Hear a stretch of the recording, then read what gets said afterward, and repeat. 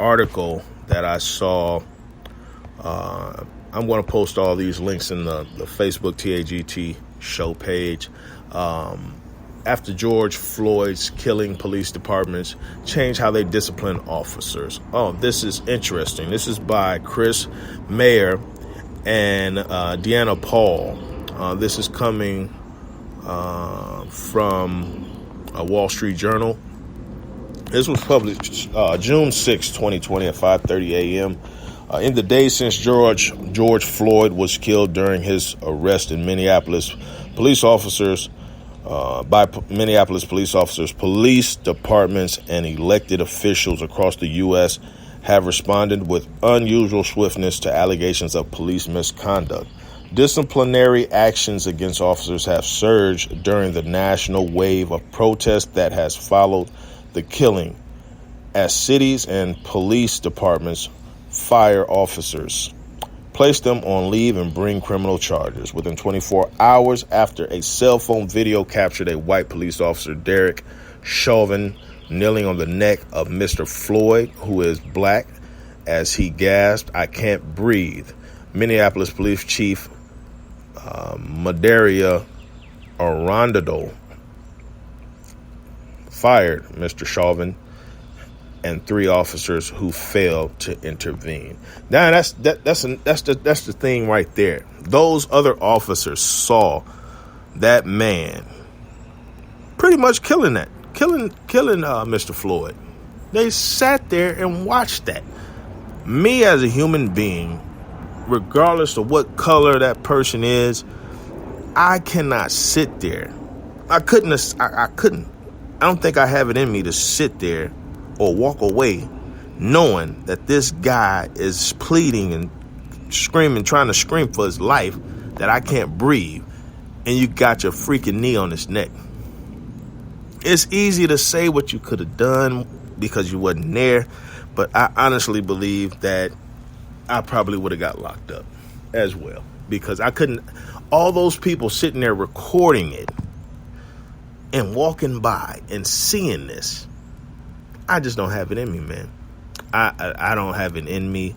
I don't like to incite violence or anything, but I'm just gonna leave it at I probably would have been locked up as well. Or they probably would have took my life. But I know for a fact that I couldn't have sat there and just sat back and watched that. I digress. Let's go on. By contrast, the New York City Police Department waited 5 years before firing the officer who locked Eric Gardner in a chokehold as he gasped, "I can't breathe." A fatal 2014 encounter that was also captured on video and sparked mass protest. So everything is coming to a head for these police officers. I know there's good cops and you have your bad cops.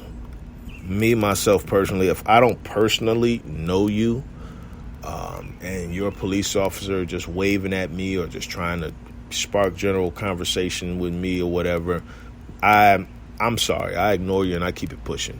I don't like talking to police officers. I don't like engaging with police officers. I just don't do it because their tactics and the things I know that they're trained to do, I just don't want to be a part of that. I don't want nothing to do with that. You know, a police officer come up to you and with a friendly tone and talking to you, asking you questions and things like that. He's trying to figure out, how can I get probable cause to search this guy or ask him for his ID or anything. I'm not saying all police officers do that, but some of them do. Some of them do that.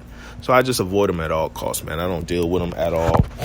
No offense to anybody. I have family member or two that are police officers, and I love them very much. I pray for their safety. I want them to be careful and come home every night.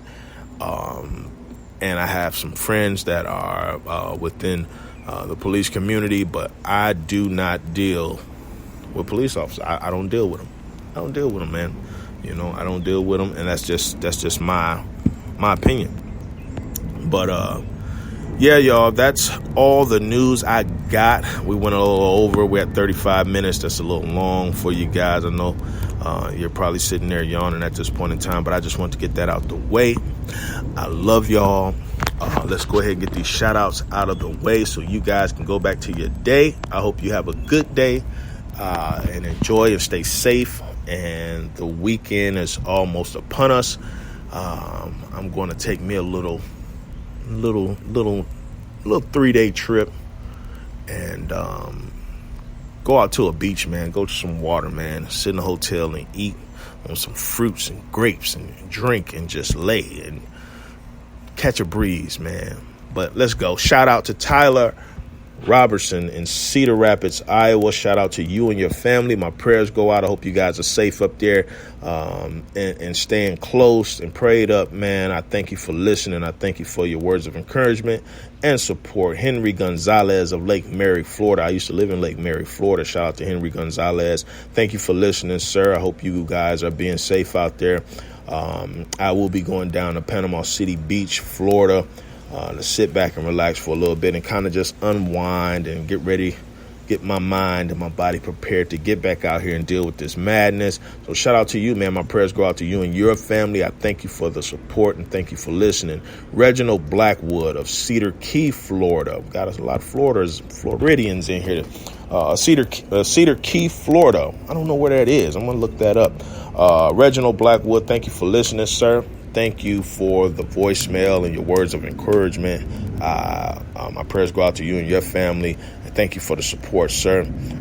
Michelle Klein in Sandusky, Ohio. Oh, Sandusky, how you doing out there, Michelle Klein? Thank you for listening. I want to thank you for the support. Thank you for the email, your words of encouragement.